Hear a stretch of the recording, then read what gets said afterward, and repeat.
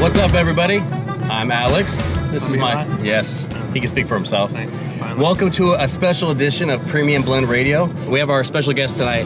His name is Christopher Michael Holley.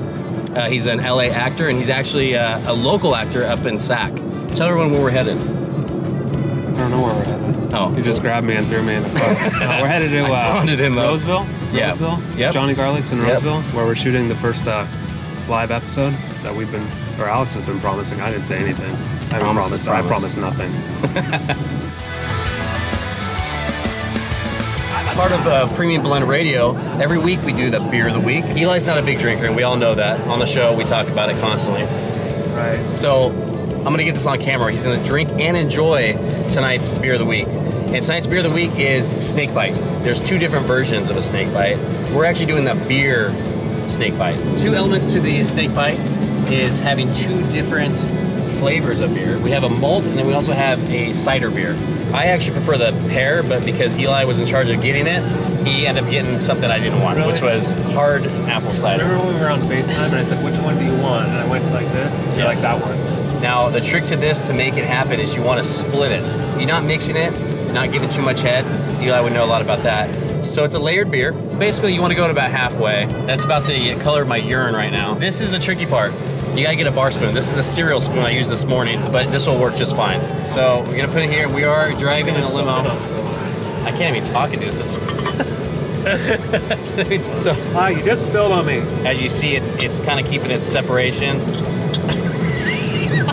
This is a great idea. Hey Brian, can you slow it down? I'm gonna do this one for Eli because he's scared. It's a slow pour, natural pour. The darker the beer, the cooler this looks, really. And maybe it won't show on the seat that, oh, there it goes, under my leg. Oh, yeah, that's cold. Okay, we're almost there. Well, this was our beer of the week, the Snake Bite. And I really think Eli is gonna enjoy this one. So we're gonna make him drink this. Cheers. That's my favorite food, quick. Pizza.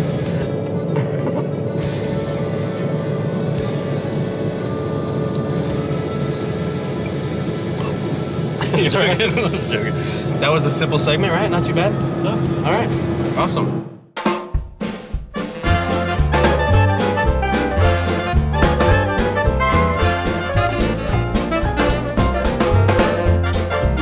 Greetings, I'm Christopher Michael Holley. You're listening to Premium Blend Radio on FantasySportsWarehouse.com.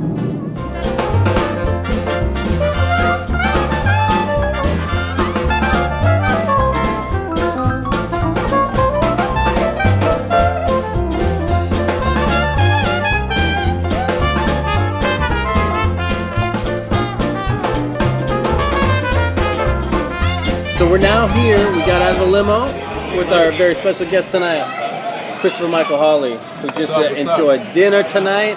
We're now on to dessert. Eli, how was your dinner, man? Not bad, right? It was good. Yeah, well, I offered him the bayou, the barbecue bayou, which is bomb. It was from Narlands. Yeah. So, getting to know our guest, I really love the fact that beyond acting or whatever entertainment value that he brings or our guests bring, there's always another aspect that we like to get into. I Googled State of Affairs because I've been watching the show, and I wanted to show somebody, and when it popped up, it was 4th on the Google list. I clicked on it, and boom, it was our guest tonight. And it was an interview that you did at the Capitol. Yeah. So what do you do at the Capitol? What's going on there? When I went to UC Davis, I originally got accepted under electrical engineering. And unfortunately, I was under the romantic thing that's like, if you want to be successful, you have to be a doctor, an engineer, or a lawyer. So I was like, well, shit, I'm good at math, I'm good at science, I scored high on my SATs, I got an academic scholarship, I'm going to Davis to be an engineer. Fuck that. It was, physics kicked my ass. So I realized that it wasn't my forte and I was more social, and that's when I started dabbling in drama and stuff. I got an internship at the Capitol as an information technology specialist.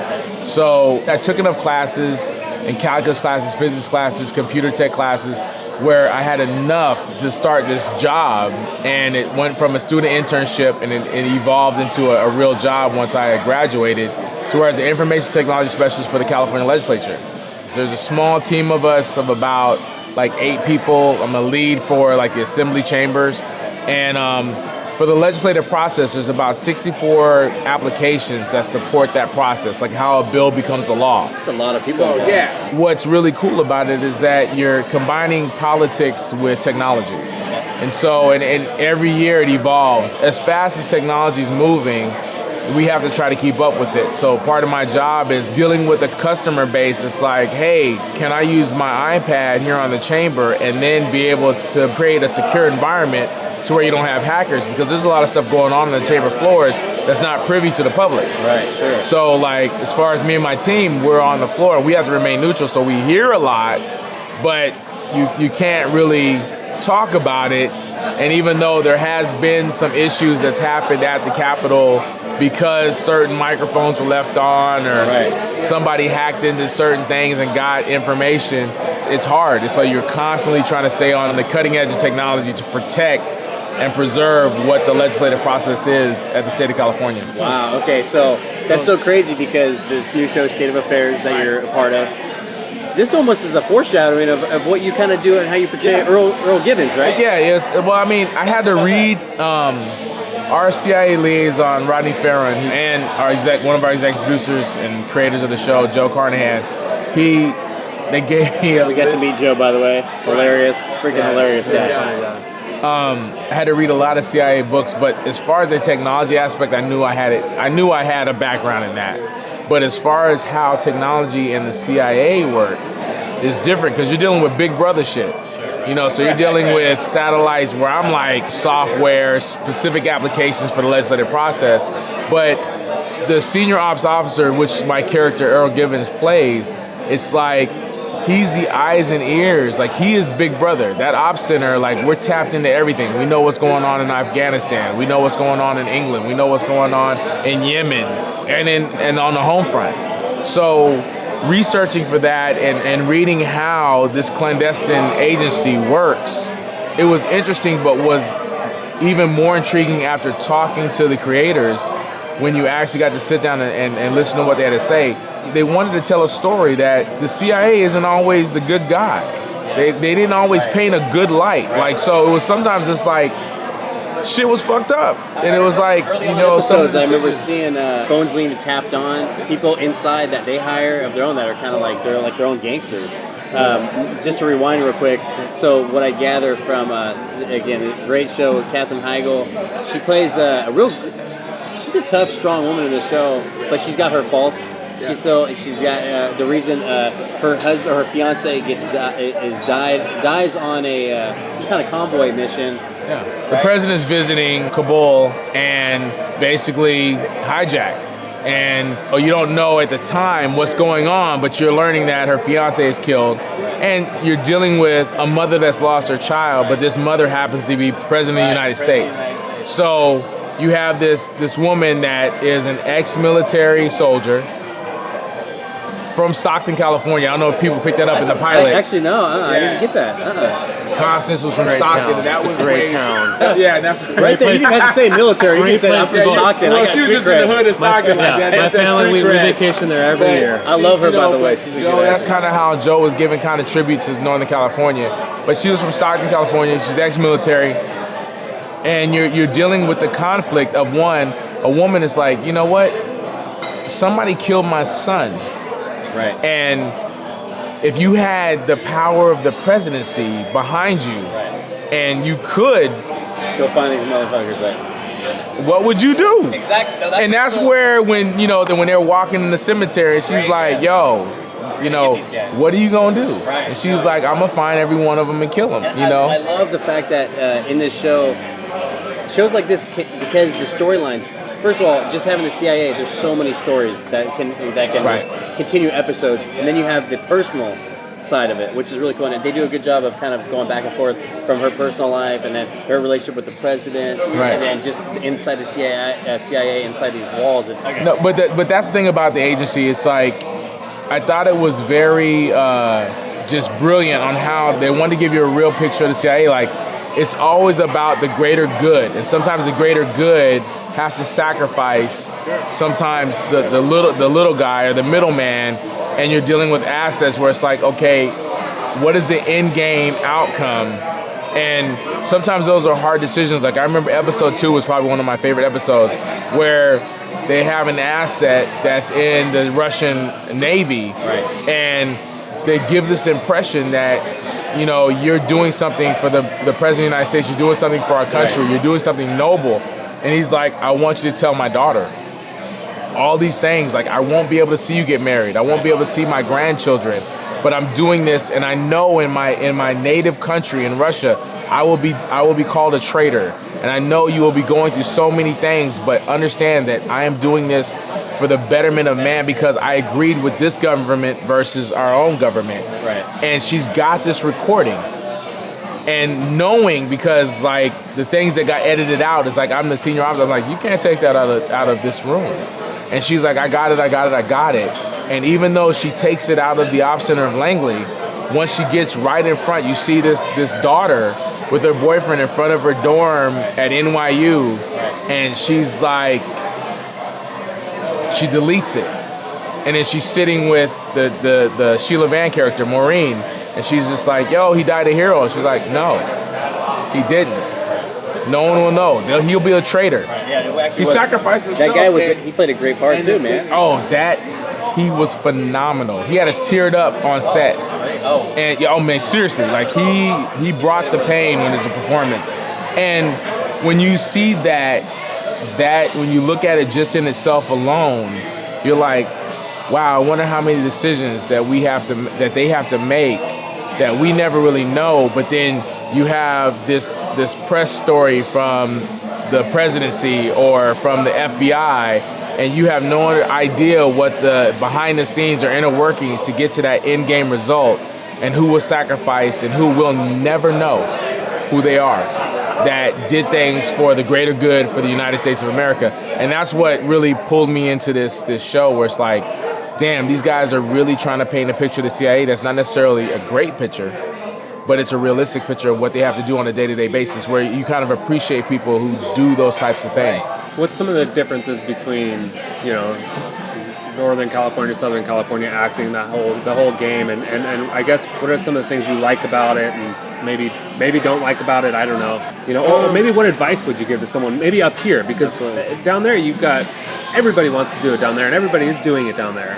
I'll tell you what Sean Penn told me. Like, I was bouncing, and you know, I told him I was an aspiring actor, and he was like, you know, Chris, it's good that you're up here in Sacramento, and San Francisco, the Bay Area is very commercial, so you're gonna get your experience in auditioning. But he's like, you know, once you start to go down to LA and you start venturing down there, you start competing down there for auditions, just understand, you go back to the end of the line, and you know, they don't know you. A lot of the element in LA is getting to know the casting directors, because they have to trust your abilities. And in San Francisco, it's not that it's not so much like that. Like, it's different now that I go into when I go and audition in San Francisco, but it wasn't something where I had to develop a relationship with the cast director, where it's like there were so many people coming in that they're like, you might have been good on this one, but I don't really know you. Right. And I need to be able to trust your abilities. So you're gonna go to a casting director in LA, you know, 6 or 7 times before you're really gonna even be considered to really be given that callback. Where it's like, unless you just really knock it out of the park, they're like, I don't know you. I had drinks with Damon Wayans. His definition of Hollywood and the business, he's like, it's a vicious machine designed to chew you up and spit you out. And if you don't have that tough skin, and just know it's a dues-paying process, that you can come down with all the talent in the world, but if you're not willing to get told that no, you're not gonna make it. And so many people that I know go down to LA, and they're just like, you know, Chris, because I still live here, I still have a house here, and they're like, well, I'm going down there, and I'm like, you don't have a plan? You're just gonna go down there? Okay, you know, good luck. And you know, they go down there for a few months, and they end up back in Sacramento, and it's like, what happened, man? Like, oh man, you know, I'm busting my ass, and you know, I gave up a nice paying job here, and I went down there, and I'm waiting tables, and I can't get in. I'm an extra alien on a sci-fi channel. No, you could be doing that up here. Yeah, but it's weird in the Bay Area and even some parts of Sacramento. people have chips on their shoulders. Sure. And what's funny is that the Bay Area doesn't really respect Sacramento actors. LA actors don't really respect San Francisco actors. So when you go and you're trying to represent and you're trying to get the role, you know, you got guys that you're sitting around with, like, and they got this chip on their shoulders. Right. And they're like, oh, where you from, man? You know, what part of the Bay? And you're like, oh, I'm from Sac. And they're like, oh. Right. You're like, seriously, dog? Right. And what's funny, because it's kind of like a full circle for me, like some guys that I really looked up to that I was just looking for advice from that really wouldn't give it to me, even in the Bay Area. When I've gone into auditions now, people are shocked because of the show and some of the films that I've been able to do and been blessed to be a part of. They're like, oh shit, Chris is here. And I remember one in particular because San Francisco Bay Area is very commercial, and I got this MetLife commercial in 2014.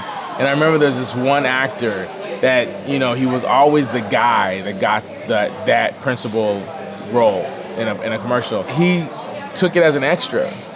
And he sees me, and he doesn't even really know that he snubbed me when I was younger in the game. You know, he's coming, he's like, hey man, what's up, man? I said, I know who you are. I'm like, you don't remember, but like, you know, 6 or 7 years ago, I came to you asking you for advice because you were the guy. You were the Levi Strauss guy. You were the Gap guy. You were the J.C. Penney's guy. You were the Budweiser. You were that one guy. Right. And I wanted to ask you, and you were just basically like, figure it out for yourself. Wow. It's weird because you get some actors, and what was weird in that moment, because I had produced my own film by that time, and they always ask questions like, you know, well, what are you doing? Why did you audition for this? I'm like, I'm a working actor. Right. And so you have Bay Area actors that were like, you know, you got casted, and they casted four principals out of Southern California. They flew them up to San Francisco. Like MetLife spent like $6 million on this commercial. And this was the Peanuts character, so we had puppeteers the whole night. And they casted 3 of us out of the San Francisco area. Well, the LA actors knew who I was. And the Bay Area actors really didn't know who I was. And so I remember one guy that was a principal, he's like, yo, man, you know, and he just assumed I lived in LA. He's like, oh, why didn't you fly up with us? And I'm like, dude, I don't live in LA. He goes, hey, aren't you the brother that was in Smoking Aces and Pride and Glory? He like rattled off 4 movies I was in. I was like, yeah, that's me. He's like, and you live here? And I was like, yeah, man, I live up in Northern California. And he's like, oh man. And then they, you know, because you look at the principals and then people are looking on their phones on IMDb and they're like, oh man. And you know, now you got LA actors who are doing Domino's commercials. One girl was on Workaholics at the time, one of the people that was casted. She was a girl on Workaholics, a show on Comedy Central. Love Workaholics. So she's talking to me, and then I got all these San Francisco extras and a couple principals that were like, holy shit. Like, all right, you know, you're really doing it. And I'm like, I'm doing it at both ends. But then when I did it, they ended up cutting all the other San Francisco actors, principals, out of the commercial spots, and I was the only one from Northern California that they kept. And I remember this one lady just looked at me and she's like, you know, what did you do? Because she was at the second callback. Right, okay. So when we were at a callback, she's like, I remember you at the second callback. What did you do? What did you do differently? And I was like, what do you mean? We had to act like fucking Woodstock was flying around and Charlie Brown and Snoopy came in. It was like, you're doing imaginary things. And this particular commercial, because there was thousands of people, I should say in Frisco, hundreds of people, you know, auditioning for it, but they brought us in groups of 7. So it was like, okay, this is a, you know, conference room setting, and you guys are going to talk about, you know, insurance for 5 cents or whatever, and Lucy's going to say this, Snoopy's going to be here, Woodstock's going to fly in here, so I'm trying to remember where everything's at. Yeah, right. So, and like, the thing is, yeah, exactly, and they're like, okay, and then Charlie Brown's going to walk in, and he's going to be here, and he's going to say something, and then we want you guys to react to him. So, you know, part of what we do as actors is like, can you take direction? And so, you know, I'm sitting here and I'm like, okay, this guy comes in and I'm doing this shit because that's how Woodstock flowed when I watched the fucking Charlie Brown shit. And so I let him land next to Charlie Brown. I look at him, I'm like, yeah. And I think I said like, hey, that's a great idea, Chuck. And that's all I said. But you know what I mean? Like it's the business side that people don't understand to be an actor. Not just like you can act, but like the professional, being on time and all those things. So it's really... It really is, man. And you know, when the director, like when I did Trauma, it was like you're just on the grind and you don't really know it until somebody else points it out. Like I walk into a room. That's a good thing, though, right? That's good. It is. It's rewarding to know. Like I remember, it was at the Presidio, and I go in and I'm sitting there, and I remember, you know that one lady that does the Palmolive commercials. Like she's kind of like this black lady with braids. Like she's out of Bay Area too. Okay. So she was there auditioning. So she knew me from my work. She's like, "What you doing now?" I'm like, "I'm from over here, good too, girl." She's like, "Okay." So and everybody's around the tables, and in LA, everybody's running their lines. People are walking around. You're doing your lines. You're getting ready. You're getting into your energy. In the Bay Area, it seems everybody's posing. Nobody wants to put themselves out there, so they're sitting there like, and they're telling you what they've been in. Oh, like Pursuit of Happiness. I was banker number 2, and I'm doing this, and everybody's telling you what they're going to do and what they were in, and I'm the guy walking around the room running my lines. So they brought us. They were in stages. They took 3 of us to go on deck, like we're going in, but there was a holding bay with all the other actors that were getting ready for audition. So I'm sitting there, and it's me and this one other brother sitting there because one guy goes in immediately and he's like, "Hey man, is this your first time?" And I'm like,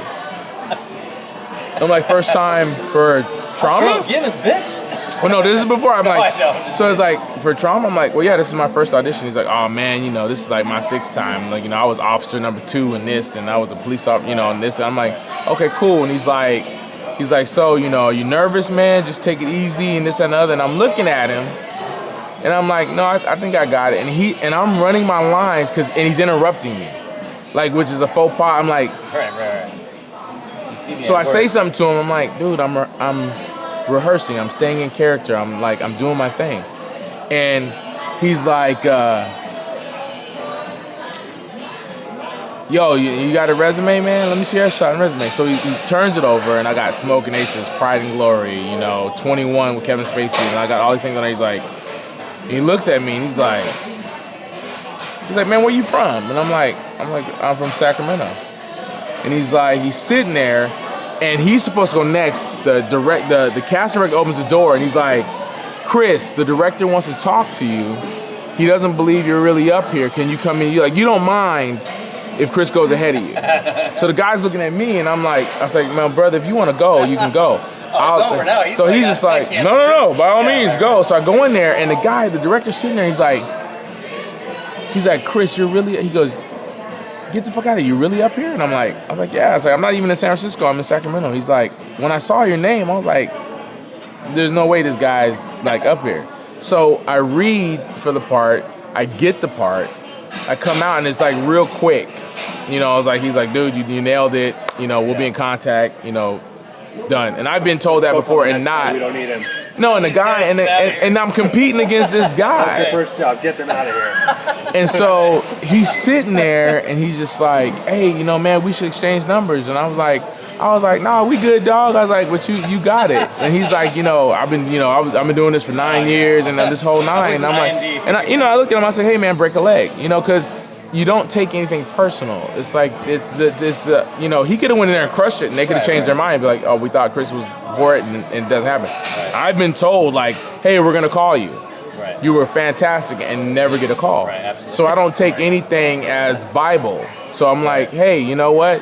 This director knew me, and I thought this would be good, but you do Trauma, and you're up there, and you got all these guys." When productions from LA come up to San Francisco, it's like the 5 and unders. Right. It's 5 lines and under. So you have an environment and a culture that is so prideful to be like, "I got that 5 and under."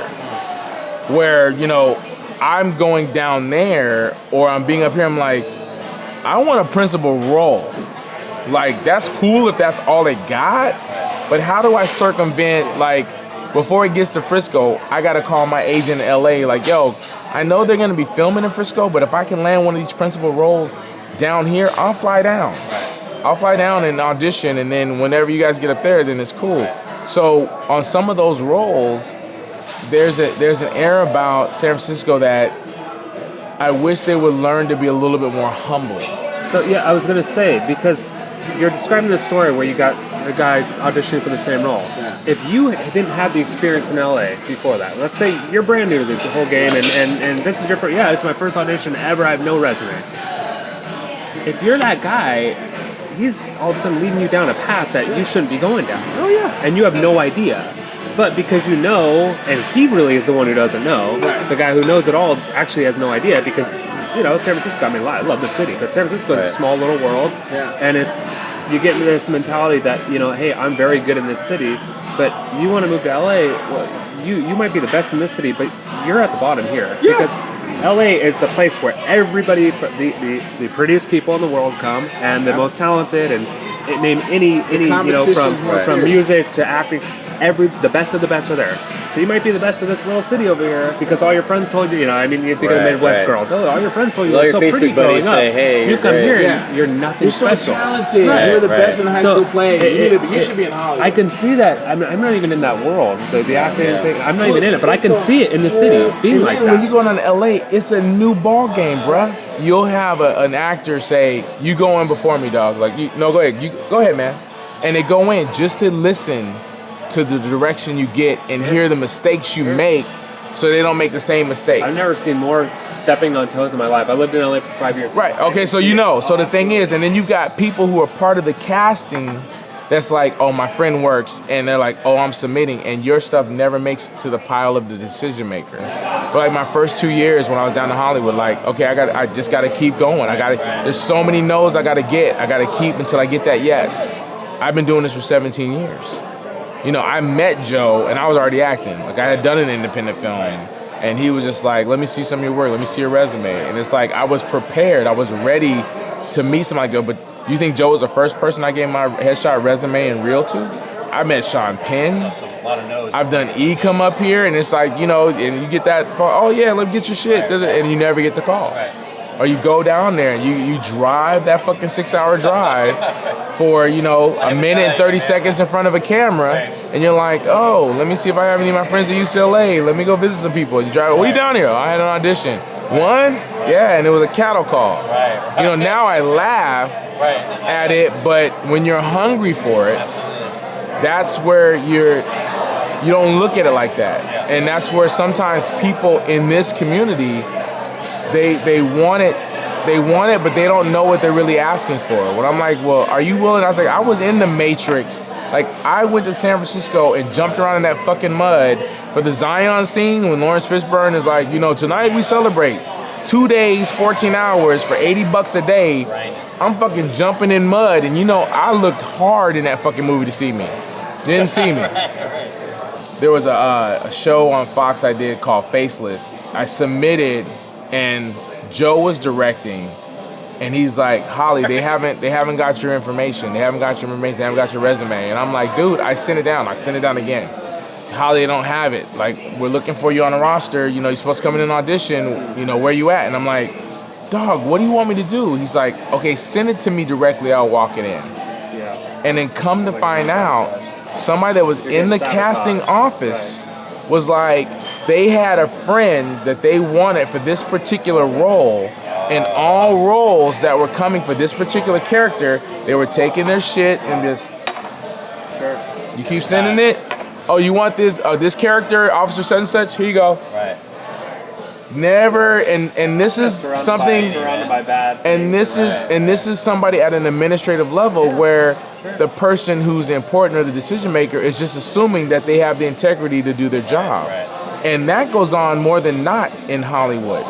So when you think about what it takes to really land a role, and I'll go as far as just what happened with State of Affairs. Like, I auditioned for the pilot, made it, filmed the pilot, then when they picked it up and they said, okay, we want to give it 13 episodes, even out of all the body of work that I did up until that point, because it was a primetime show, somebody and this is how my agent put it, you haven't lost the role, but they're not quite confident that you can really handle the responsibilities of what this character is going to bring to this series, and this is a primetime show.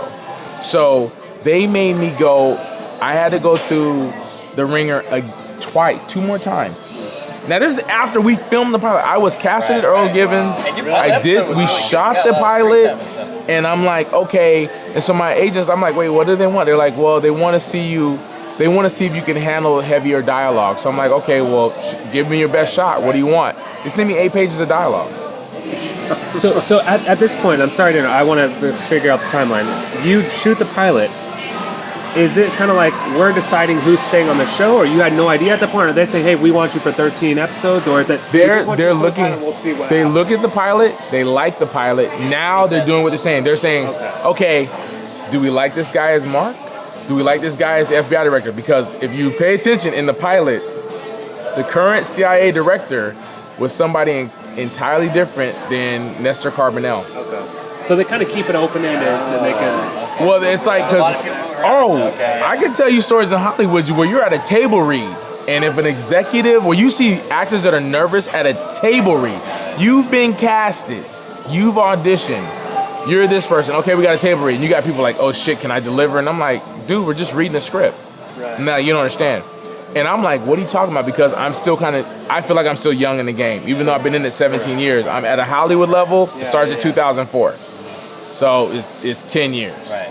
So I'm like, what are you talking about? So you're sitting in the table read, and I think it was for the movie Stretch.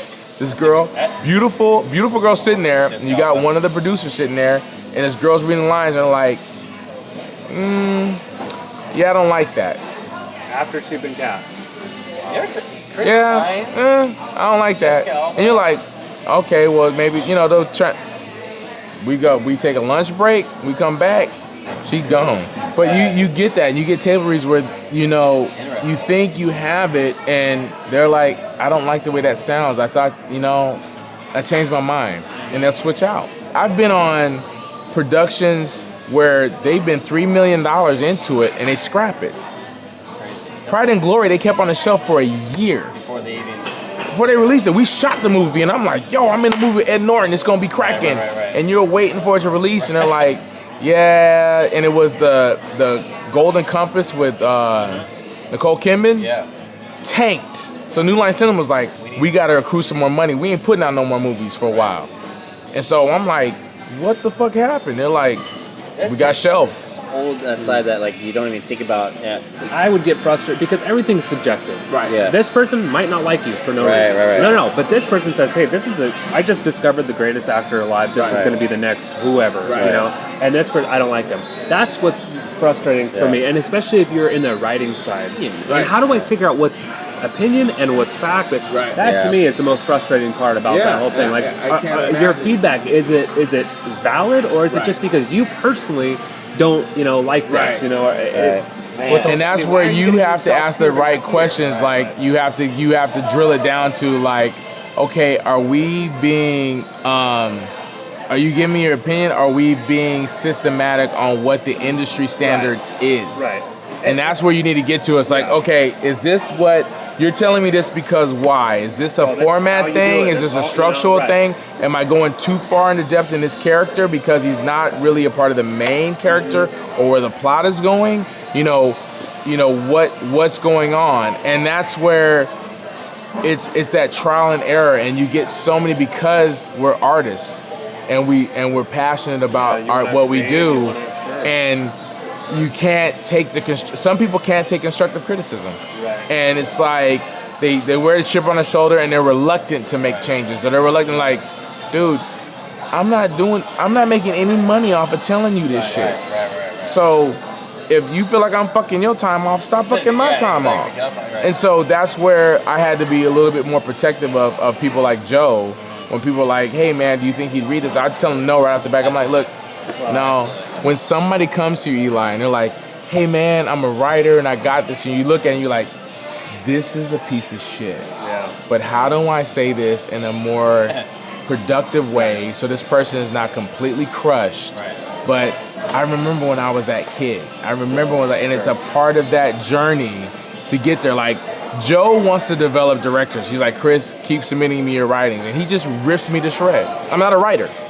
So when I'm like, yo, what do you think about it? He goes, you know, it's better piece of shit than you had before. I'm sure someone likes it. But yeah, but no, he's just, but I can take the constructive criticism. He's like, you know, how you still got a way to go, but it's better. You're getting better. And he'll turn it back. He'll rip it up, and I'm like, all right. But I look at it like this is my classroom, because people don't look at it like, okay, you might say, I would love the day when I can charge for a first draft, just me off the cuff, to get paid $250,000. Like, you want to know what comes out of my head to the pen, to the paper, that I can, I'm that good where you'll take that and you're going to pay me, knowing I know you're going to give me notes back, and I'm going to give you probably 5 more versions of this shit, and you're going to pay me each time.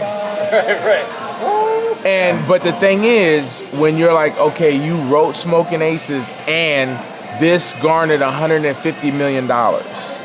You wrote this and it garnered this much money. When I did A-Team, I competed, and Joe was just like, and he told me right after the he goes, Chris, I was like, Joe, like, if it's any type of what people call a hookup, I might get an audition. There's no guarantee on roles. It's like, you can compete. Joe's like, I can get you in the ring to compete. He told me this right out the gate. He's like, Chris, this is $100+ million film. You probably won't get casted, but look at it as a learning process, see how far you get in the audition process. So I talked to the casting director, and she's like, and she said the same thing. Well, you know, I'm looking at your resume. You probably won't get casted, but you know, you want to go for B.A. Baracus, you know, knock yourself out. I probably recommend getting it. I paid another $700 for an acting coach just for this specific role. I spent 3 months preparing for it. I knew all the lines. I did all this shit. 200 guys went out for the B.A. Baracus role. The list is getting smaller. The only time I hear back from Joe is like, yo, you're still on the list. You know, you got to the first callbacks. I'm like, cool. Chris, you're on the list still. You're on the second callback. Get to the third callback, it's down to me, Quentin Jackson, Rampage, Tyrese from Transformers, and the Game. So I go in there, and I'm like, okay, and basically, Fox tells me, Chris, you're probably the best person for the role, but we're not willing to take a risk for you to be 1/4 of a $100 million investment. Wow. Yeah. You're not known enough. We're gonna go at Rampage. He's probably the worst, but he has a UFC championship. He has a huge following. It was business. You say, I'll fight him right now. Well, I was like Liam was getting, Liam got $10 million. Bradley Cooper got $10 million. Charlton Copley just did District 9. He's doing the Murdoch character. He's getting $10 million. I told Fox straight to their face, I will do this shit for $300,000. Because I know this movie's gonna put my ass on the map. I'm gonna be B.A. fucking Baracus. And they're like, yeah, it doesn't matter. You know, what we pay you, they're like, but you did good. And Joe was just like, and talking to Kevin Durant, he's like, Chris, you gotta take time to mourn it. He's like, I'm like, what the fuck are you talking about? He goes, you're fucking butthurt, dude. Take a month off. And I was like, and Joe calls me up. He's like, Chris, I know you're hurt. I know you put a lot of time and effort. This is a 6-month process you went through. You prepped for this. You invested money in it. You sacrificed. You got in the character. You got in shape. You did the extra training. And he's like, but what you have to understand, what you've accomplished, you made it to a list of 4 out of 200. And in that, now Hollywood will look for you at principal roles. That's great. I think that's really some really good insight on what it takes really if you want to be successful in the acting world, really overall in life and whatever you strive for. I mean, that information that you're giving us and your experience really can be for anything, any job. You know, the experiences you take with you to the next. So, Chris, before we let you go, I know, that, like I said before, you're doing your son. You're coaching AAU. I know you just had a tournament. You guys won the championship. Sixth grade. Sixth grade champs. You guys beat a team from the East Coast or Midwest. Is that Chicago. correct? Chicago-based team representing proud of it. back here. Yeah, you know what's fun? I mean, you've coached a little bit. I coached 1 year, Right. and it's amazing how much it feels like you're watching the kids play, but you feel like you're playing. Oh, You want to get in there? Because my sister asked me to coach. She was the AD for a little private school, and she asked if I wanted to coach. I said, sure, I'll coach the junior high. And I'm like, I felt like I was playing. It was awesome. Yeah, you get intense. It gets intense, I and was you so proud of the wins. right, and yeah, you get You into guys did it, all right too. and you want and it's like you. undefeated. Yeah, we went undefeated for 3 days, and it was 1,500 teams of girls and boys, 3rd to 8th grade, and for the 6th grade boys, they brought home this huge ass trophy, and it's one thing to see. I don't know, about everybody else, but a lot of things in sports is I grew up playing sports, so there's a lot of life lessons learned in sports. Teamwork, camaraderie, team building, problem solving, conflict resolution. So I always looked at sports as a platform to be like, okay, when you're in the office environment, it's not too different. I mean, you're not trying to score a basket, but you might have a project. You got a team project where everybody has to work together. And you got to find out what person's, what roles they play and what they're good at, their strengths and their weaknesses, and how you make that come together. And that's where, with these kids, like now they've been with each other for so long that they can come together and go down and go against something unknown. Because you play in the leagues, you're in the same community, and you play this league all the time, and you're seeing the same kids. And so you're kind of used to each other. But when you go down, you're like, I have no idea who the fuck is going to come in this court. And they might ball out, or they might suck. Yeah. But when they're like, okay, now there's a journey to happen. So, and each team gets harder. And each obstacle is and then you're tired and your elements. And, one of the things that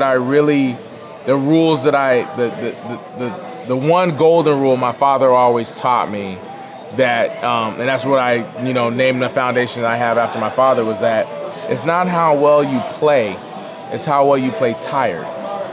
It's like anybody can play a sport, you got energy and stuff like that, but when you're in the 4th quarter, 3 minutes left, you got your legs are wobbly, it's like, can you find the mental fortitude to be like, okay, do I want it more than that guy? That's such a great advice, man. Well, let's talk about the list. So your foundation, your charity, is based on your dad. Yeah, my dad, he was a school teacher. He was a professor at Berkeley initially, and he ended up teaching school at a grade school level, high school, then down to middle school, and then eventually elementary school. He had this passion for kids, man, and it frustrated me when I was a kid because there's always kids at the house, and we had a big family of 7 kids, but he used to tutor kids in the neighborhood for free. He was always a coach. I come from a Jamaican background, but it was really like that stereotypical, like, yeah, he was everything, dude. And it was just the pot. Yeah, and it was like, and he was like a youth director for the military youth center, and he would work there after he would teach kids from school, and he would do tutoring. So he always had children around him, and he was always influential, and he always was looking at it like every child was gifted in their own right, and you had to have that confidence in that in your abilities. You might not be the best reader, but you might be good at math. So let's balance that out. And he would sit down with And so, when I started this foundation, it was for foster kids, and we did scholarships, and we do scholarships for minority students. But I was doing something that's like when the hurricane hit Haiti, when Haiti went through that issue and everybody was going over there, it was weird. I was at a Gold's Gym and I was sitting there talking to somebody, and I was just like, and I just got a call from Common, the rapper. We'd done a movie together, and he was just like, yeah, man, we're thinking about piggybacking with George Clooney and going over to Haiti. Are you interested in going? And we were calling other actors, like we want to go over and be a part of it. And this lady was sitting there, and she was like, she goes, it's funny that, everybody wants to go over to Haiti and do all this kind of stuff, but you have issues right here in your backyard. I said, you got a point. So I did some research, and I found out there was over 650 kids that are homeless in Natomas. Just in that area? No, first I thought it was Sacramento in general, just Natomas. And I'm like, wait, what do you mean? They're like, they're living in people's garages, their parents have gotten incarcerated, or they they're not there. And there's a homeless situation with children here. And they have these programs, and I'm like, not that we can't help the world, because I give to certain charities and I have my own things, but my thing is, if we can't clean up our own backyard, you know, what the fuck? I mean, I'm sorry for what's going on in other countries, but, you know, you can show me, you can play the music and show me a kid, you know, standing with flies and on the field, but I'm like, hold on. Like, when I actually asked to meet some of these kids at these high schools, and I went to the counselors and I said, yo, is this really an issue? And they're like, yeah, some of these kids, there's girls that don't have money to get tampons and they're going through puberty. They're just getting their menstrual cycle. And like, we went to Walmart and bought these kids like PE stuff, like shirts and shoes and shit that they didn't have because they don't have any money. And they're in my community. Like, I live in the Thomas, and there's homeless children in my community. And I'm like, and then you think about why people do these things, and it's like, yeah, you want to bring awareness, and it's great, and it's like, if you really don't look at home first, what the fuck am I doing looking over these waters and everything in different countries? Not that I don't want them to get help, but if I can't take care of my neighbor, the fuck I'm doing sending the price of a coffee cup, whatever the fuck the commercial is. It's like, oh, for the price of a coffee cup, you could feed a child for, yo, shit. What about Susie that's living in the car, you know, 3 blocks out of this gated community I live in, that's like going to the school I pass by when I go to the airport.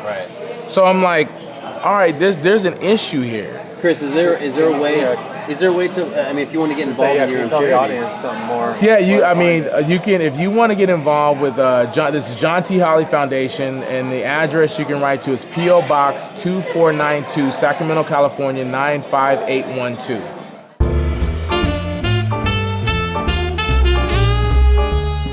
as we wrap up this episode of Premium Blend Radio, I couldn't leave the restaurant without thanking the staff again at Johnny Garlic's here in Roseville. They've done a tremendous job. I'm here with manager Tim Zellner. Right. Thank you very much for having us. It was a pleasure having you guys. Okay, if you ever great. want to do it in the future, just let us know. Excellent. Thank you very much. All right. Okay, we're signing out. Thank you. All right, guys. Thanks. Thank you so much.